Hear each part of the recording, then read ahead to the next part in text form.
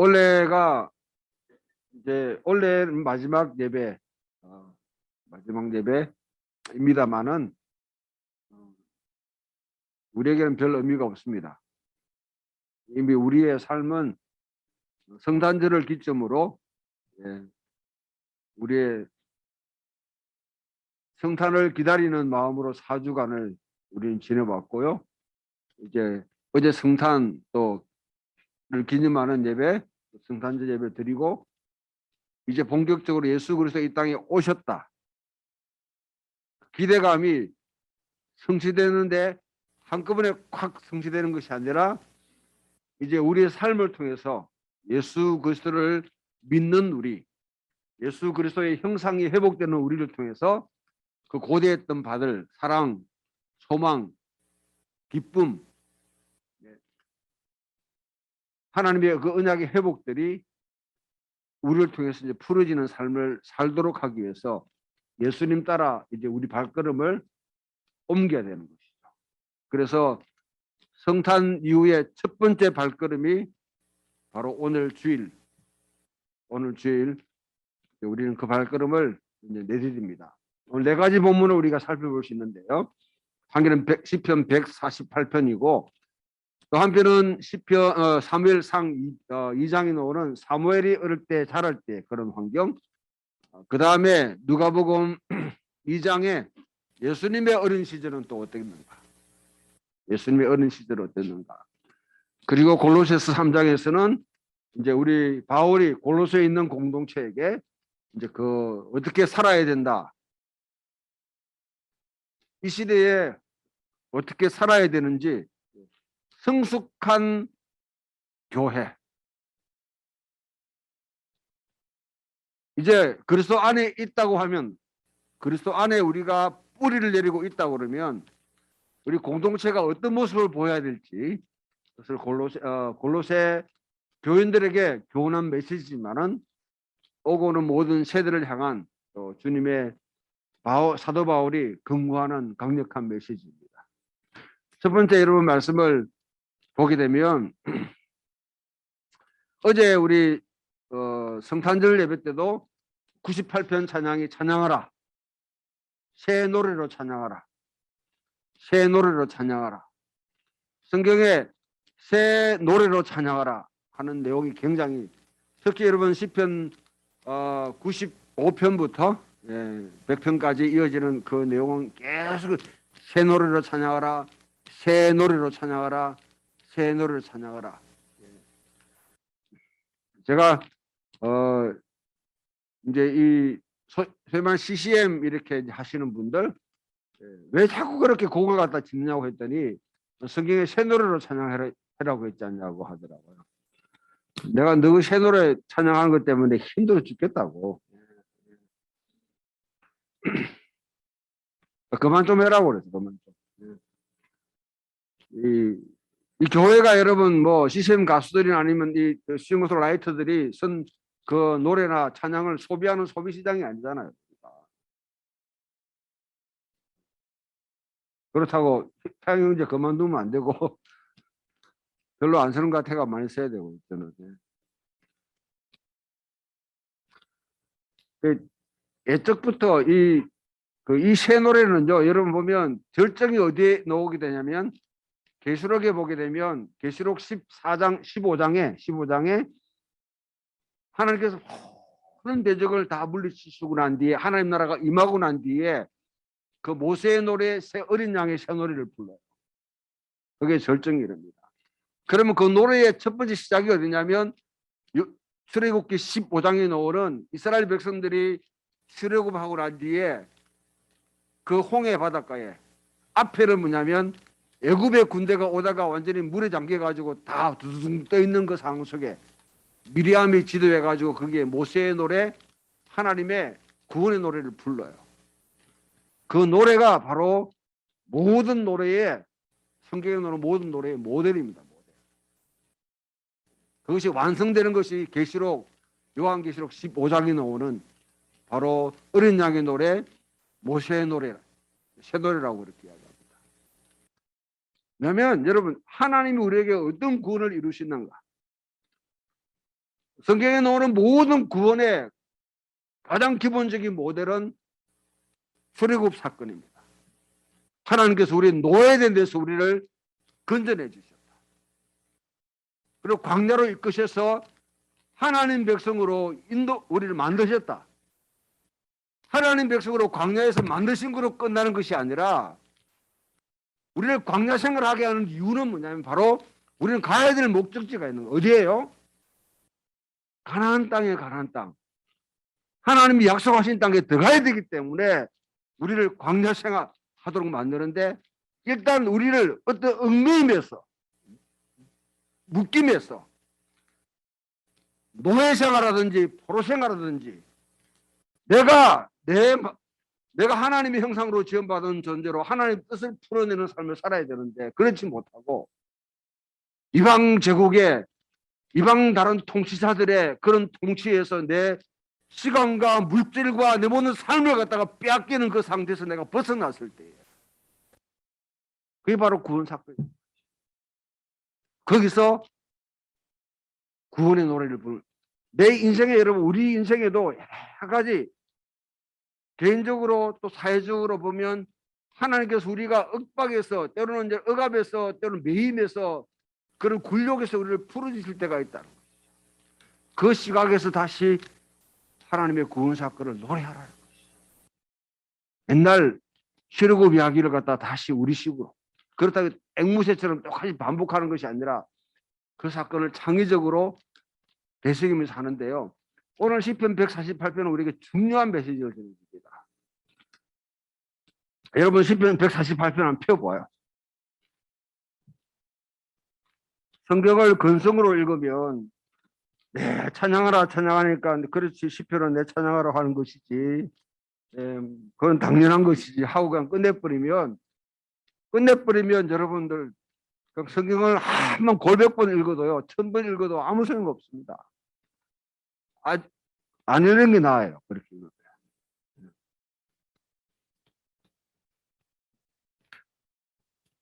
1절부터 여러분 쭉 내려오는 과정에 맨 처음에 하늘에서 여호와를 찬양합니다. 하늘에서 여호와를 찬양합니다. 하늘에 모든 천군 천사여 높은 곳에 있는 것들 찬양하라고 해와 달과 별들아 하늘과 하늘 위에 있는 물들아 다 찬양하라. 찬양하라는 이유가 뭡니까? 찬양해야 될 근본적인 이유가 있어요. 뭡니까? 예. 여호와의 이름을 찬양하면 그가 명령하심으로 지음 받았음이노라. 할렐루야. 자, 이제 저 보세요, 여러분들. 여러분들이 어떤 상황이 있든지 관계없이 가장 신앙생활의 기본은요. 태초에 하나님이 천지를 창조하십니다. 성경 전체를 이런 대전제입니다. 하나님이 세상을 창조했다는 이 사실이 인정 안 되면 나머지 모든 성경은 읽어봐야 소용없어요. 성경으로 읽혀지는 게 아니라 그냥 여러분 문학으로 그냥 읽혀지겠죠. 모든 성경의 대전제는 최초에 하나님이 천지를 창조하십니다. 하나님이 나를 내가 지으셨다. 내가 하나님께서 지음받았다는 사실. 뭐 여러분 가운데 왜 어머니 왜 나를 낳으셨나요 하듯이 하나님 왜 나 같은 인간을 만드셨나요? 또 고민하는 분도 있을 거예요. 한번 버텨보는 것도 재밌는 거예요 보면. 하나님이 그런 것 가지고 여러분 시비 걸고 못됐다고 하고 뭐 그 신성모독이다 그렇게 짜증 내시는 하나님 그런 옹졸한 하나님 아닙니다. 그런 고민 얼마든지 해볼 수 있어요. 뭐 고민 여러분 뭐 철학자가 하든 학자가 하든 과학자가 누구 하든지 다 하든지 간에 아무튼 성경이 전제하는 것은 하나님이 천지를 만드셨고 모든 만물을 다 창조하셨다. 할렐루야. 그리고 말씀으로 창조하셨다. 그 말씀이 육신이 되어 우리 가운데 거하심에 우리가 그 영광을 보니 아버지의 독생자의 영광이요 은혜와 진리가 충만하더라. 우리는 세상적이고 보이지 않는 하나님 여러분 영원한 여러분 거룩하신 하나님 물론 믿습니다만은 그 하나님만 쳐다보는 것이 아니라 직접 우리와 같은 죄 있는 인간의 모습으로 태어나신 그 예수 그리스도, 냄새라는 예수예요. 얼굴이 상한 예수입니다. 몸 별로 안 잘생긴 예수님이 아니에요. 촌놈 예수예요. 그 예수를 믿고 그 예수가 행한 일을 우리가 믿고 살아가는 사람들이 바로 그리스도인들이에요. 그러면 여기에 자, 하늘에 있는 모든 것들이 찬양할 이유는 뭐냐면 지금까지 거 뭔가 멋진 것 같아도 다 하나님이 만드신 거라는 거죠. 여기서 끝나는 것이 아니라 땅으로 내려옵니다. 그 다음에 보게 되면 땅들이 바다와 용들과 땅에서 여호와를 찬양하라. 땅에 있는 모든 것들아 여호와를 찬양하라는 거죠. 보게 되면 자, 용과 바다여 불과 우박과 눈과 안개와 눈이 좀 왔으면 좋겠는데 안 오네. 안개와 광풍이며 산들과 작은 산과 가수와 백항목이며 짐승과 가축과 기는 것과 나는 것과 이 모든 걸 다 찬양하라고. 자, 여기에 여러분 초점이 보세요.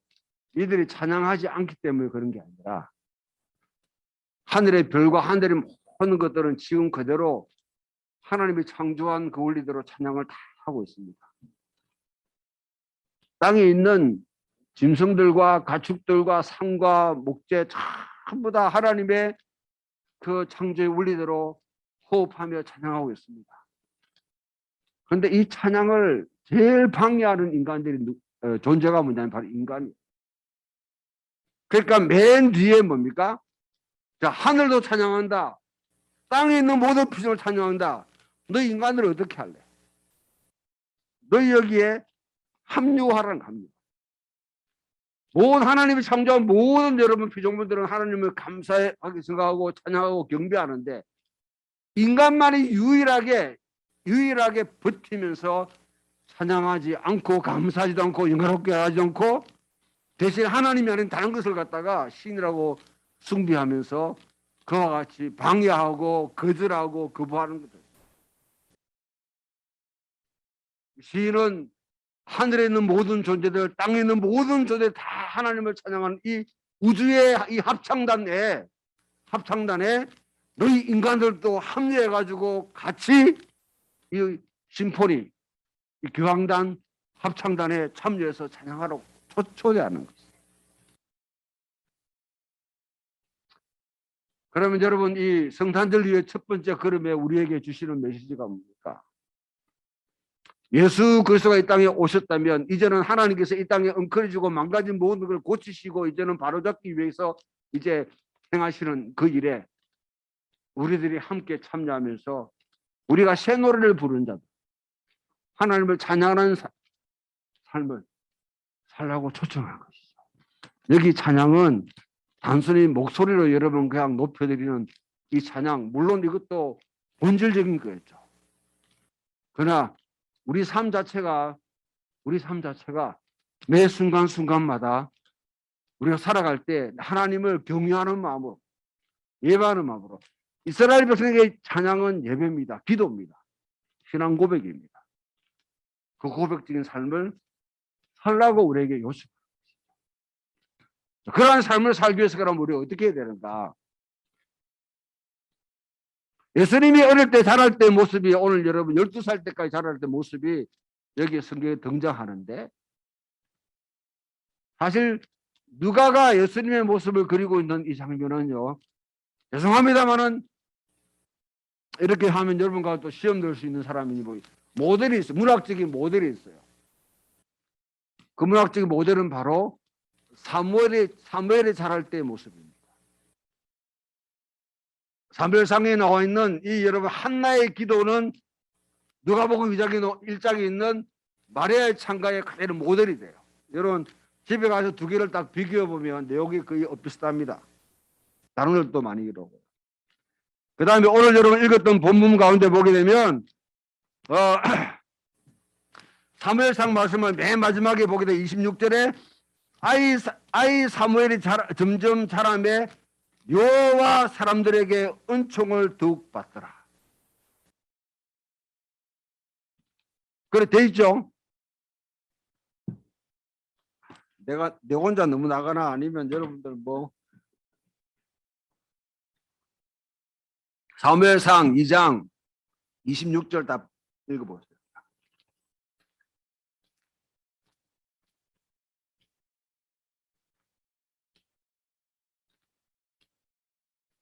주일날 와가지고 메시지에 감동받으려고 생각하지 말고 여러분 스스로가 움직여. 감동이라는 말은 비무버다. 수동태예요, 수동태. 그러나 성경이 말하는 것은 여러분 스스로가 무빙, 여러분 스스로가 움직여 나가라는 거예요. 성경을 찾고 헤매고 보면서 여기서 뭐냐면 제가 아무리 짓거리도 집에 가가지고 그런가 그렇지 않은가 살펴보는 사람은 그 사람은 복이 있는 사람이고 제가 그냥 여러분 여기서 하는 대로 그냥 받아 먹고 소화시켜 부는 사람은 그 사람들은 신앙생활 잘하는 사람 같아도 사실은 뭐냐면 돼지예요, 돼지. 돼지는 주는 대로 처먹어요. 그러나 소는 분명히 먹고 난 뒤에 되새김질합니다. 다시 끄집어내가지고. 그렇기 때문에 성경에 돼지는 부정한 짐승이라고 그러고 되새김질하는 짐승은 소는 정한 짐승이라고 그러죠. 그리스도인도 똑같이 살아도 부정한 짐승 그리스도인이 될 수 있고요. 우리가 정결한 그리스도인은 말씀이 그러한가 그렇지 않은가 자기 스스로 되새기는 겁니다. 앞에서 어떤 목사가 어떤 누구 와가지고 여러분 내 목사의 메시지가 진리라고 말하고 그걸 받으라고 아멘하고 하는 사람이 있으면 여러분 스스로 속으로 사탄아 물러가라 해야 됩니다. 그거는 맞는 게 아니에요.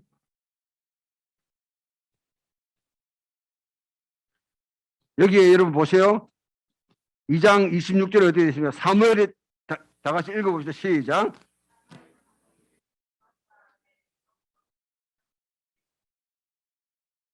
아멘. 그 다음에 여러분 읽어보면 누가복음 2장으로 가봐요.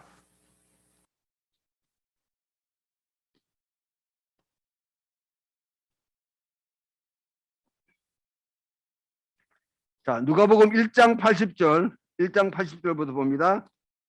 누가복음 1장 80절 시작. 아이가 자라며 심령이 강하여지며 이스라엘에게 나타난 날까지 빈들에 있으니라. 이거는 세례요한을 이야기합니다. 세례요한. 여기도 심령이 강하여지고 자라며 심령이 강하여지더라. 예, 그 다음 예수님에 관한 내용은 두 분이나 나오는데요. 1장 2장 40절 2장 40 시작. 아기가 자라며 강하여지고 지혜가 충만하며 하나님의 은혜가 그 위에 있더라.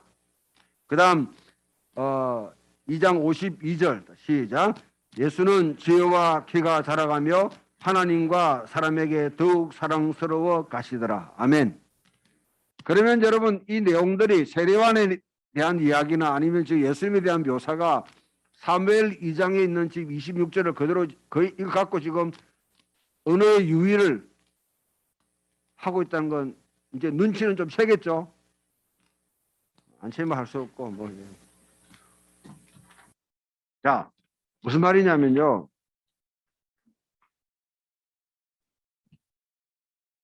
여러분 성경에 보게 되면 예수님이 태어나신 이야기와 그 다음에 12살 때 이야기가 지금 들어와 있습니다. 왜 이야기를 하느냐? 마가복음이나 마태복음이나 요한복음이나 다른 데는 사실은 이 이야기가 없어요. 왜 누가만 유독하게 12살 때 예수님의 이야기를 지금 넣고 있는가? 사실은 이거 빼도 누가복음 전체 흐름상 아무리 이상이 없습니다. 누가가 복음을 선포할 당시에 누가가 이 이런 복음서를 쓸 당시에 초대 그리스도인들이 예수를 믿고 경배할 당시에 예수 그리스도의 그리스도인들 입에서 먼저 복음이라는 단어가 나온 것이 아니라 이미 여러분 예수님이 탄생하기 이전에 로마 황제 가이사 아우구스투스가 온 세상에 여러분 잘 아는 BC 31년에 안토니우스와 클레오파트라의 그 동맹군을 무찌르고 난 뒤에 로마 임페리얼 로마 제국이라는 걸 건설하고 난 뒤에 했던 말이 가이사 아구스투스의 탄생이 바로 복음이다. 가이사 아구스투스가 이 땅에 이룬 것이 바로 평화다. 가이사 아구스투스가 정말 이 땅에 만들어 놓은 질서가 하나님 제우스가 만드는 질서, 신이 만드는 질서다. 가이사 아구스투스는 구세주이고 가이사 아구스투스는 바로 하나님의 아들이다. 신의 아들이라고 추앙받았습니다. 예수님이 오기 전에. 그게 바로 로마의 복음입니다. 그게 바로 팍스 로마라 로마의 평화입니다. 그리고 그 질서가 바로 로마가 만드는 질서입니다. 가이사 아구스투스는 그와 같이 모든 세계 여러분 전쟁을 다 종식시키고 평화라고 말하면서 했던 말이 너에게 번영을 주겠다. 번영. 로마에 충성하게 되면 번영을 주겠다고 했습니다. 그 여러분 이데올로기가 지중해 전쟁을 지금 하고 장악하고 있던 그 시대에 로마의 가장 동방부의 주변부의 그것도 꼴짝이의 나사렛이라는 동네에 한 아이가 태어났습니다. 거대한 그 로마의 여러분 그런 이데올로기에 크랙을 내는 분열을 내는 한 분이 태어났습니다. 그리고 지금 뭐냐면 누가라는 사람은 바로 그가 진짜 복음이다. 그가 말하는 평화가 진짜 평화다. 그가 진짜 예수 하나님의 아들이고 그가 바로 구세주다. 가이사 아구스투스는 짝퉁이야. 그 복음을 전한 것이 바로 이 복음서입니다. 그 복음서는 그냥 맨땅에 툭 튀어났거나 아니면 하늘에 뚝 떨어진 것이 아니라 로마 제국이 그와 같이 강력한 이데올로기로 그 당시 사람들을 속이고 기만하고 그들을 이끌고 있는 그 시대에 거기에 저항하기 위해서 우리에게 제시하는 것이 바로 이 복음이에요. 복음. 베르길리오스라든지 아니면 타키투스라든지 당대의 로마의 그런 저자들 특히 스웨테니우스라는 그런 로마의 황제들이 전기를 썼던 사람의 글에 보면 이거 나옵니다. 로마 황제가 8살 때 자기 동네 사람들한테 연설을 했는데 기막힌 연설을 했는데 자기 조부모의 조할머니의 뭐냐면 이 장례식 때 사람들 앞에 8살짜리가 거기 서가지고 연설했는데 사람들이 감명을 받았다.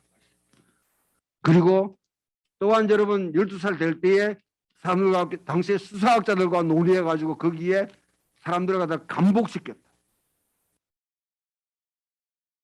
가이사 아구스투스는 자랄 때부터 삭수가 노란 것이 아니라 파랬다는 거예요.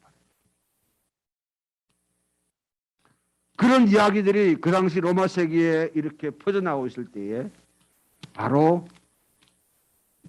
누가는 예수님도 자랄 때 그에 못지않았다. 12살 때 성전에 올라갔다. 12살이라는 것은 유대인 사회에서는 성인이 되는 거예요. 성인이 된다는 말은 12살이 된다는 말은 더 이상 율법을 배울 필요가 없는다 이거예요. 바울의 말을 말하면 몽학 선생의 이제는 가르치면서 벗어나는 시기. 지 스스로 율법을 해석할 수 있고 그 삶을 살아갈 수 있습니다. 12살 이전의 모든 이런 유대 세계에서는 아이들은 다 죄인입니다. 왜? 율법을 모르기 때문에. 왜? 율법을 완벽하게 다 학습을 하지 않았기 때문에. 그러나 12살 이후로부터는 자기 스스로 책임을 져요. 그런데 그 부모가 아이를 어떻게 양육했겠는가? 저기 보면 여러분 마리아와 요셉이 예수님을 어떻게 양육했는지는 사실 앞에 여러분 이 사무엘을 양육했던 그 부모의 모습을 보면 그대로 연상될 수 있습니다.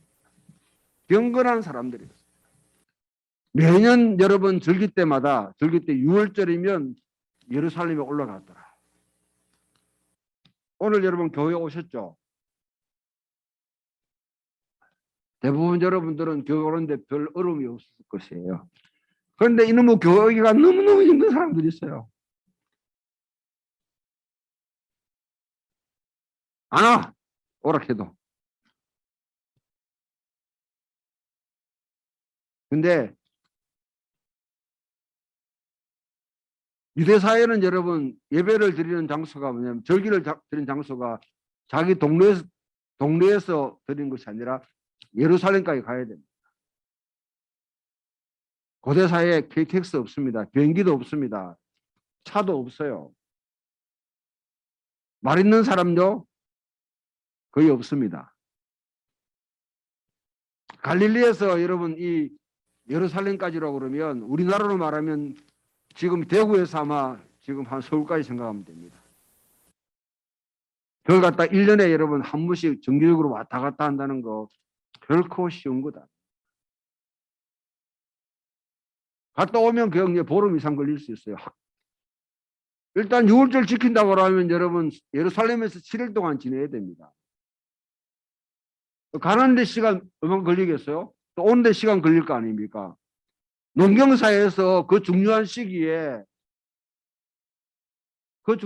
추수를 해야 될 시기에 여러분 15일을 배운다는 것은 쉬운 거 아니에요. 아무나 할 수 있는 거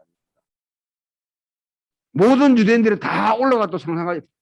성경에 보면 1년에 3번 무조건 올라가라고 명령하게 되어 있습니다. 그러나 그 명령 고지고대로 다 지킨 사람 거의 없습니다. 그럴 때 가는 농사 못 지어요. 그런데 이 부모는 6월절마다 자기 아이들을 데리고 어떻게 갑니까? 예루살렘에 올라가서 절기를 지켰다.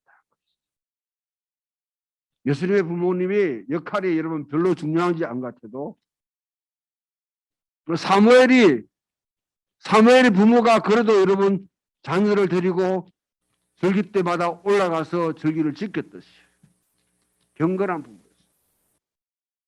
경건한 부모.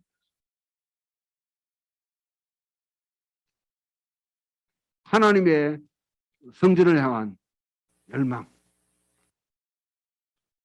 어릴 때 아이 때부터 12살 이후로부터는 부모가 책임 안 져도 됩니다. 달리 말하면 여러분 지금 여러분 성년기를 지난 자녀들 여러분 책임지려고 하지 마세요. 자기 스스로 여러분 책임지고 살아가야 됩니다. 그러나 성년 이전에 자녀에 대해서는 부모가 반드시 책임지고 이 경건의 훈련을 시킵니다. 그리고 오늘 12살 때 여러분 예수님이 예루살렘에 당대의 랍비들이 있는데 아마 최고의 율법 학자들입니다. 성전에는 아무나 와가지고 전을 펴놓고 율법을 가르칠 수 있는 곳이 아니에요. 그곳에는 대제사장들에게 허락을 받은 사람만이 거기에서 가르칠 수 있는 곳인데 거기는 랍비들이 여러분 앉아가지고 있는데 거기에 예수님이 가셔서 그들과 지금 논의를 하는데 밀리지 않았어요. 뭐 누가 이겼다 그 성분은 모르겠지만은 아무튼 질의응답하니 그들이 깜짝 놀랐더라. 12살 아이가 어떻게 성경을 해석했길래 이렇게 했을까? 여러분 이렇게 되면 하나님의 아들이시기 때문에 본래부터 태어날 때부터 하늘의 계시를 받아가지고 그 당시 랍비들의 그 해석과는 다른 해석을 했겠다. 그렇게 하면 가장 쉬워요. 거기에 편하면 그대로 가세요, 여러분. 그러나 저는 신약을 연구하는 사람으로서 생각해 보면 그렇지 않습니다. 부모들이 사실은 그 가정의 토라를 읽으면서 시편을 찬양하면서 예언서를 해석하면서 또한 여러분 우리 잘 알려지지 않지만 에녹 1서라는 문을 읽으면서 여러분 그 신학이 가정에서 가정교육, 가정에서 율법을 가르치고 했던 그 교육이 그대로 녹아나는 것이 바로 오늘 12살 때 예수님의 모습입니다. 다시 한 번 더 말씀드려 앞으로 여러분 자녀를 키울 때에 신앙교육은 교회에 맡기지 마세요. 절대로 교회에 맡기지 마세요. 부모가 책임져야 됩니다. 부모가 책임지지 않는 교육은 그런 여러분 소위 말하는 여러분 직업 전문가한테 맡기는 건데요. 오늘날 교육을 학원 강사들한테 맡기는 것과 똑같습니다. 신앙교육은 부모가 직접 읽으면서 직접 상고하면서 가르쳐요. 예수님의 가족들이 그렇게 했는 거예요. 성경에 보면 예수님의 가족 가운데 야고보라는 사람이 있습니다. 야고보서를 썼죠. 유다라는 사람이 있어요. 유다서를 썼습니다. 이들의 이름은 신약을 갖다 예수님의 사정과 비춰보면 굉장히 여러분 같이 비슷한 점이 많아요. 한 가족이 해석하고 공유하고 함께 여러분 전수했던 그 신학이 뜻깊습니다. 그건 단지 어떤 전문 기술인한테 배웠던 그런 기술이 아니라 가족이 비전을 품고 소화를 해냈. 대표적인 작품을 여러분 제가 소개하라고 하면 누가판에 나오는 예수님의 족보예요. 누가판 예수님의 족보에 대해서는 설교를 잘 들어보지 않았을 겁니다. 여기는 예수님의 가족의 신학이 그대로 고스란히 여러분 녹아져 있는 곳이 바로 누가판 예수님의 족보예요. 이 이야기 듣고 싶다 그러면 이제는 여러분 이거는 또 강습비를 가지고 오세요. 그럼 가르쳐 드리겠습니다. 자, 달리 말하면 예수님이 오늘 읽은 말씀 보면 예수님이 태어나셨다. 키가 자랐다. 나이가 먹었다. 그냥 그렇게 자랐는 것이 아니라 하나님과 사람 앞에 사랑스러워하더라. 할렐루야. 예. 그렇다면 예수님은 성숙한 가정에서 믿음의 경건한 가정에서 믿음이 성숙해. 그냥 나이만 먹은 것이 아니라 성숙해 가다. 그럼 오늘날 우리도 아마 여러분 예수 믿은 지 12년 이상 지나신 분 많지요? 12에 지나신 분도 많으시죠? 그러면 나이만큼 성숙해야 됩니다. 우리가 성숙해야 됩니다. 한국교회가 이때까지 계속 부르짖던 것이 성장. 지금도 여러분, 교회 신문들이나 사회에서 뭐냐면 교회를 갖다 기독교를 판단할 때 얼만큼 수적으로 성장했냐, 키 얼만큼 컸냐. 저 어제 뭐냐면 보니까 그 아들 이름이 뭐죠? 명예를 보고 깜짝 놀랐어요. 키가 얼마나 컸는지.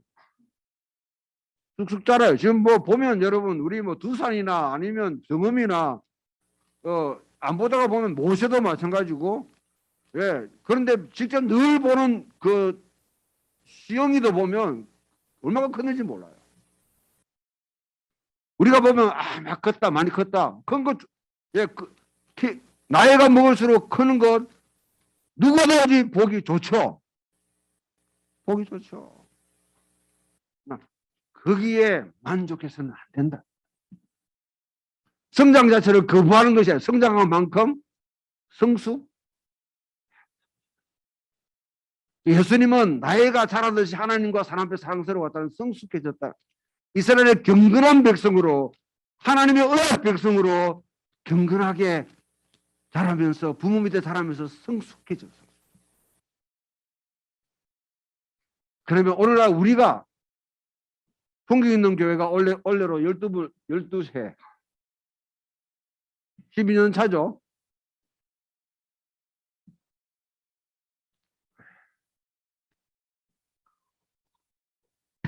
여러분 뭐 개척 멤버 아니니까 관심 없다 이거죠.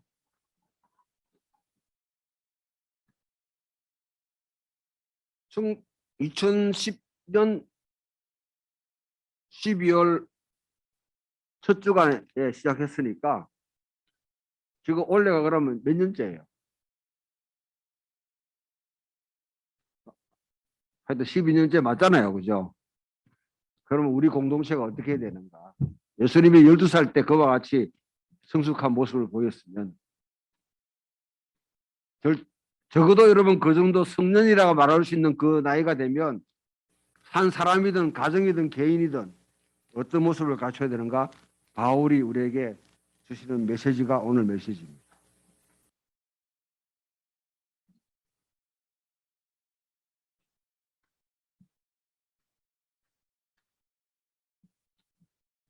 예수님의 어린 시절에 있는 이 여러분 교훈들이 우리에게 주는 것은요. 어느 시기에 어느 상황에 있든지 그 공동체가 가져야 될 모습으로 8가지 정도를 요약할 수 있습니다. 먼저 긍휼과 자비와 겸손과 온유와 오래 참음으로 옷을 입으라 바울은 권면합니다. 긍휼과 자비와 겸손과 온유와 오래 참음 하니까 또 늘 하던 이야기구나. 사실 이게 오늘 여러분 우리가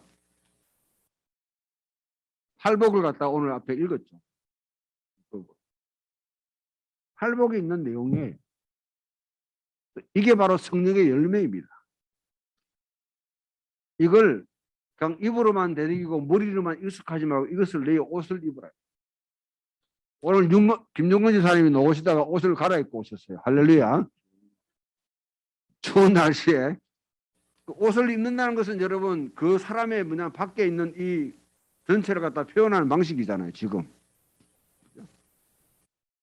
바로 다른 사람들이 볼 때, 다른 사람 앞에 우리 자신을 내세울 때에 드러나게 할 때 우리가 어떤 모습을 가져야 되는가. 그럴 때 옷 입는다는 것입니다. 달리 말하면요, 구약의 신약 시대에 초기 그리스도인들은 세례를 받을 때에 자기가 입던 옷을 벗어놓고 예복을 입어요. 그래서 무엇을 벗어버리고 무엇을 입어라. 유혹의 욕심을 따라 쓰게 하는 구습을 벗어버리고 옷을 벗어버리고 그리고 의와 평강으로 지원받은 새 옷을 입으라. 바로 세례를 말하는 용어입니다. 옷 입으라 하는 것은 세례받은 자는 이 옷을 입으라는 것이에요. 세례 안 받으신 분 한 명밖에 없지. 미자매 다 세례 다 받았죠. 그러면 이 옷을 입어요. 입어도 되고 말고 아니고 입어야 되는 거예요.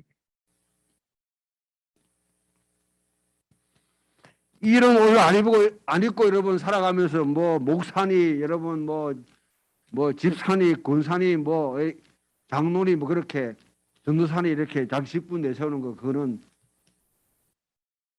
이번에 여러분 DMZ들 가는데 옷 잘못 입어가지고 욕 들어본 사람 있죠. 그런 꼴 당하는 겁니다. 두 번째, 피차 다른 사람의 흠결에 불만이 있더라도 용서할 수 있어야 된다. 기독교 공동체가 가지고 있는 가장 위대함이 뭡니까?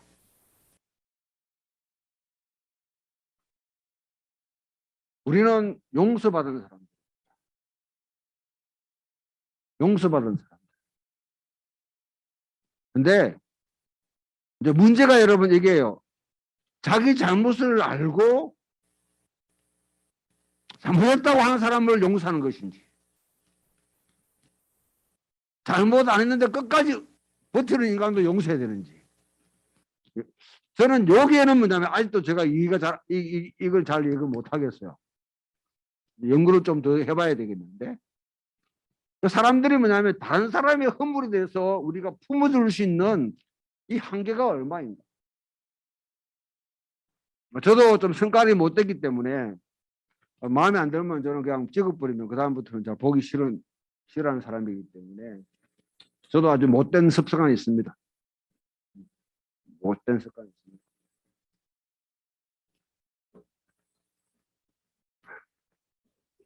가장 많이 지키는 인간이 지금 예수방랑에 갔더니 예수방황을 하고 있어요. 자, 그럼 여러분들 이 공동체 안에서 우리가 누구든지 완벽한 사람이 있습니까? 누구만 있겠나?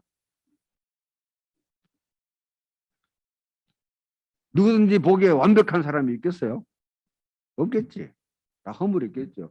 두부미하고 내하고 사이에 지금 뭐냐면 내가 두부 허물을 갖다가 보기가 힘들어요. 왜냐하면 만나는 게 주일날 예배밖에 못 만나는데 허물이 뭔지 모르잖아. 설하다면 알지.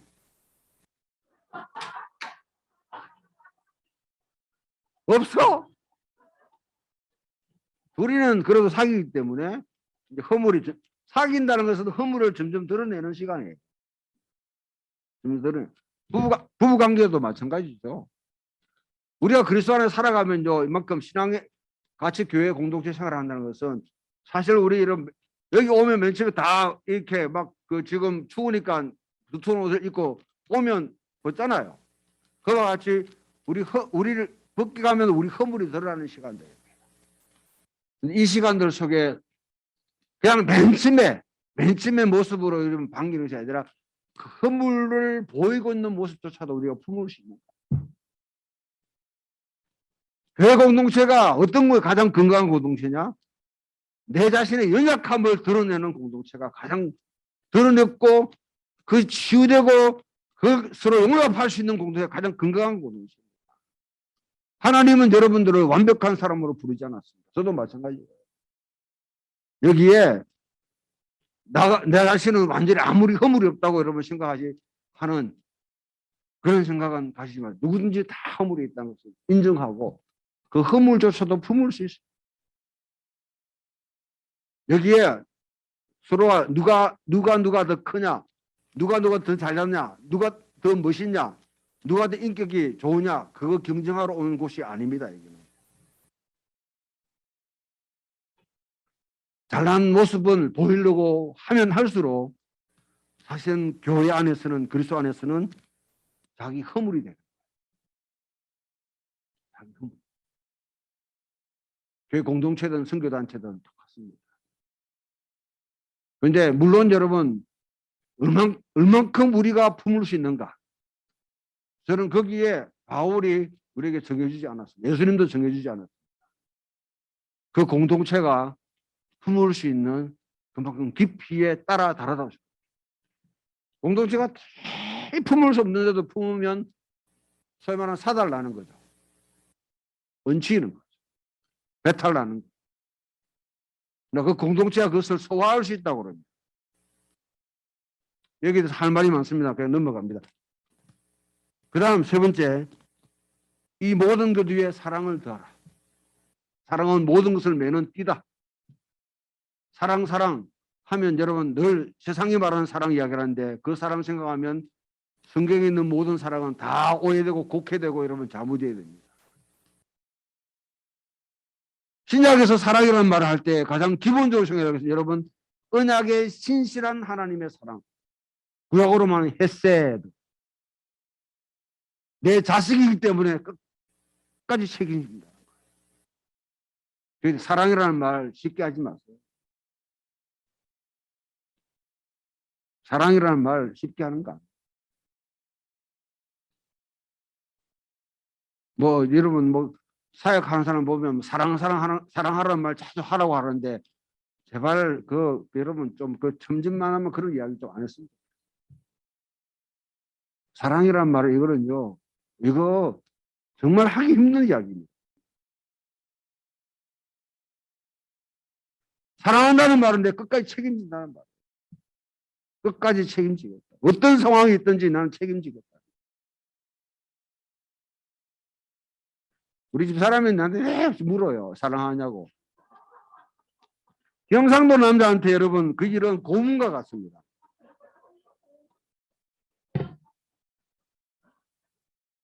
우리 김태형 지사님 또 그런 이야기 많이 듣습니까? 많이 고문 당하죠. 전통적인 경상도 남자는 평생에 한 번 하면 끝이에요. 뭐 죽을 때 하고 그러게 예. 알파와 오메가로 하는 거지. 그거 할 때 여러분 매일 뭐 해라는 말은 자체가 힘든데 이건 농담입니다. 김용근 사람들 또 쩔어보지 마시고요. 또 농담이에요. 농담을 하는 말. 자, 그만큼 무게 있게 하라는 거예요. 내 죽을 때까지 끝까지 어떤 상황이 있든지 아프든지 망하든지 뭔 일이 나든지 끝까지 책임진다는 말이 바로 사랑이라는 말이고요. 하나님을 사랑한다 하실 때 바로 그런 무게를 갖고 말씀하시는 거예요. 그냥 여러분 립 서비스로 사랑한다 그 말 그렇게 자주 하는 것 아닙니다. 그러니까 잘못하면 위선적으로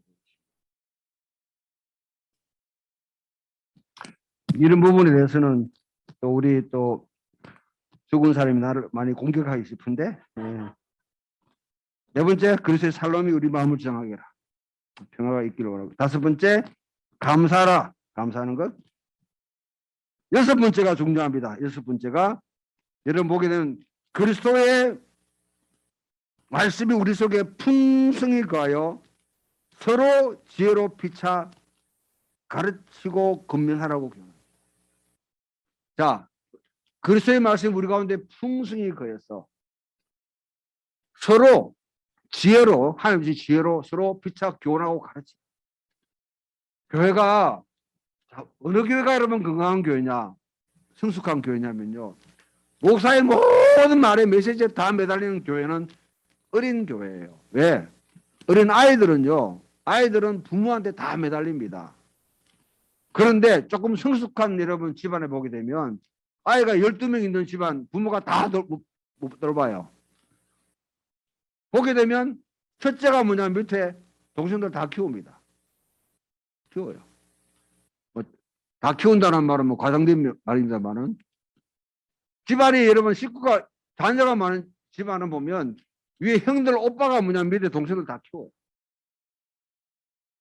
그와 같이 믿음의 공동체는 목사에게 전적으로 의존하는 교회는 그거는 어린아이의 교회입니다. 어느 목사가 자기 메시지 외에는 듣지 말라고 하는데 그거는 쉽게 말하면 그거는 완전 사기입니다. 사기. 그건 중독시키거나 아니면요, 그거는요, 아주 그냥 그거는 하나님 말씀이 뭔지를 모르는 사람. 여기 있는 여러분들 속에 말씀이 풍성히 구해서 서로가 지혜로 피차 건면하고 가르칠 수 있는 교회가 건강한 교회고 지혜로운 교회입니다. 성숙한 교회예요. 그래서 말씀을 좀 깊이 읽고 서로 나눌 수 있는, 그리고 시와 찬미와 신령한 노래로 서로 부르라. 찬양이 정말 여러분 깊이 이렇게 그 속에 찬양하는 모습 보면 그 교회의 성숙도가 그대로 드러나요. 성숙합니다. 여덟 번째, 무엇을 하든지 말이나 일어나 주 예수 그리스도의 이름으로 우리 하는 말이나 우리 행동에는 메이드 인 코리아 하듯이 메이드 인 하나님의 나라, 메이드 인 풍경이 있는 교회. 그와 같이 우리 그리스도인은 여러분 우리 모든 말이나 행동이 다 예수 그리스도의 라벨을 붙여서 지금 나가고 있습니다. 그럼 세상 사람들이 예수님을 보는 것이 아니라 우리를 보고 예수님을 판단합니다. 어떻게 하실래요? 그거는 여러분 알아서도 해석하라면 또 날 또 뭐라 하지 싶은데 하여튼 하세요. 예. 내가 꾸중 듣더라도 어떻게 할 수 없습니다. 그건 여러분 스스로가 판단하고 이제 단임 목사한테 목을 메고 살지 마세요. 손해입니다, 여러분들. 인간은 언제 부패할지 모릅니다. 여러분 스스로가 버텨낼 수 없으면 공동체가 강건해서 서로를 갖다가 세워주고 묶어주고, 그럴 때 공동체는 강한 공동체가 됩니다. 할렐루야.